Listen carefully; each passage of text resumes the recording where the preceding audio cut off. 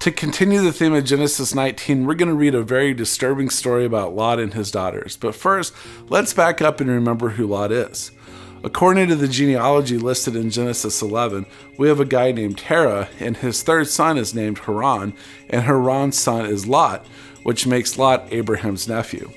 Remember when Abraham moved from the cultural epicenter of Ur to the nothing's going on town of Haran? Well, Abraham didn't travel alone, but rather with the caravan, and Terah traveled with him, and so did Lot because his father had just died.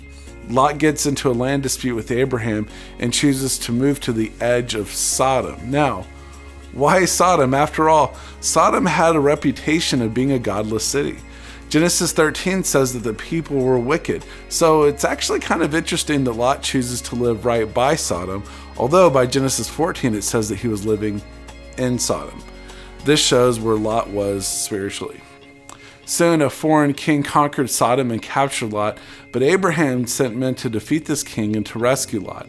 Later, God told Abraham that he's going to judge and destroy Sodom, but Abraham pleads with God to not destroy it if he finds even 10 righteous men there.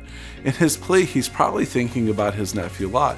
So, we actually have this pattern of Lot getting into trouble and his uncle Abraham trying to save him. When the two angels come to visit Sodom, Lot sought to protect them, which means that he knew the corruption of this town. So again, why did he choose to live there?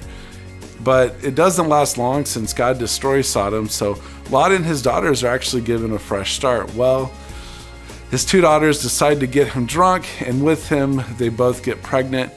One son is named Moab, who becomes the Moabites, and the other is named Ben-Ami, which means son of my people, and his tribe becomes the Amorites. It's because of this that God's people in Deuteronomy were called to not make war with the Moabites or the Amorites, since after all they are sons of Lot. So there you go. A disturbing but realistic picture of Lot, and that's enough today for our historical minute.